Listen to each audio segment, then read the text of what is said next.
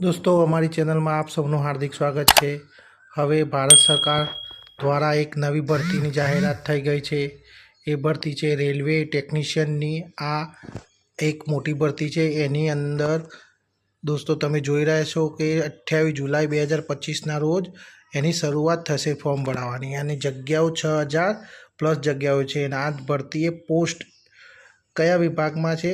એ technician વિભાગમાં છે। તો રેલવેમાં નોકરી કરવાની એક સુવર્ણ તક આવી છે। તો આરઆરબી ટેકનિશિયન રિક્રુટમેન્ટ 2025 આધારે 6180 પ્લસ જગ્યાઓ માટે નોટિફિકેશન 10 અને આઈટીઆઈ એન્જિનિયર ગ્રેજ્યુએટ માટે સુવર્ણ તક આપેલ છે।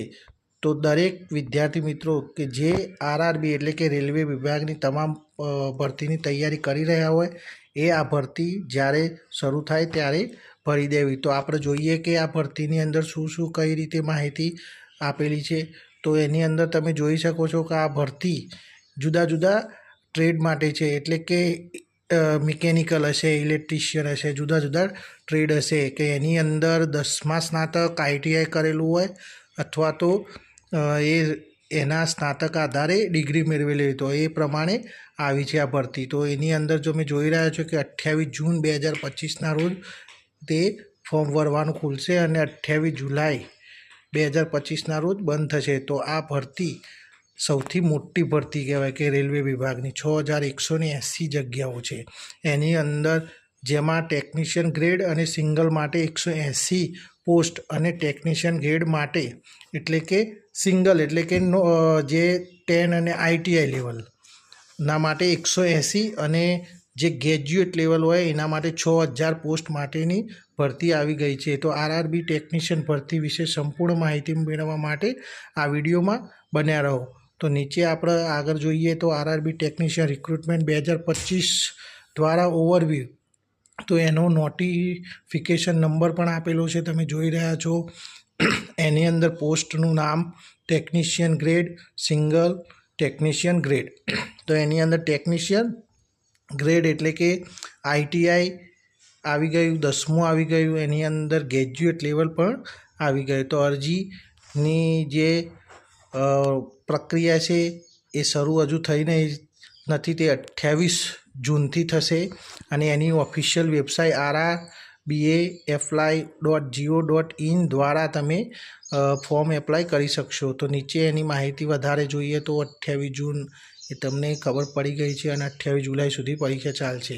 પરીક્ષાની તારીખ જે ફોર્મ ભરાઈ જાય એના પછી જાહેર થશે। તો અરજી કોણ કેટલી છે, ફી એ તમે અહીંયા જાહેરાત પ્રમાણે જોઈ શકો છો કે જે જનરલ, ઓબીસી, ઈડબ્લ્યુએસ કેટેગરીમાં 500 રૂપિયા છે, એસસી એસટી મહિલા અને અન્ય ઉમેદવાર માટે 250 છે, બરાબર। તો આની અંદર તમે આ રીતે માહિતી પ્રોવાઈડ કરેલ છે।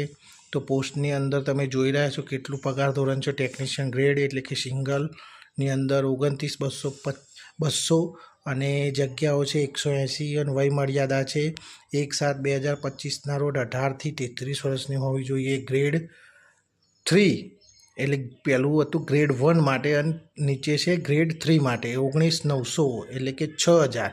આની અંદર તમને ખબર પડી કે ગ્રેડ 1 અને ગ્રેડ 3 એટલે કે ગ્રેડ 3 હશે એ આઈટીઆઈ લેવલની હશે અને ગ્રેડ 1ની હશે એ ગ્રેજ્યુએટ લેવલની હશે।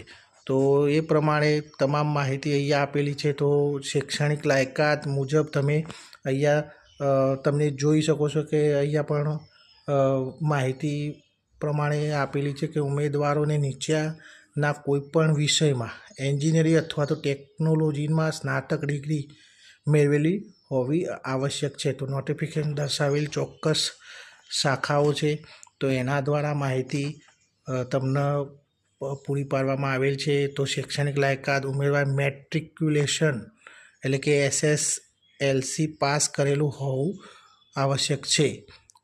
આ સાથે કયા સર્ટિફિકેટ યોગ્ય છે? એનસીવીટી અથવા તો એસસીવીટી દ્વારા માન્ય સંબંધિત ટ્રેડમાંથી આઈટીઆઈ હોવું જોઈએ એટલે કે ઔદ્યોગિક તાલીમ સંસ્થા પ્રમાણપત્ર હોવું જોઈએ। તો આ તમે અંદર આપેલી છે એ સંસ્થા આધારે તમારું પ્રમાણપત્ર હોવું જોઈએ। તો માન્ય ગણાશે। એની અંદર તમે જોઈ શકો છો કે પસંદગી માટે શું એની પ્રક્રિયા રહેશે। તો પસંદગી માટે લેખિત પરીક્ષા હશે, પાસ થઈ જાઓ એના પછી તમારે ડોક્યુમેન્ટેશન, એના પછી મેડિકલ ટેસ્ટ થશે। તો એના આધારે તમારી તમામ ભરતીની પ્રક્રિયા પૂર્ણ થશે। તો આ વિડીયો તમને પસંદ આવે તો અમારી ચેનલને જરૂર સબસ્ક્રાઈબ કરો, લાઈક કરો અને શેર કરો।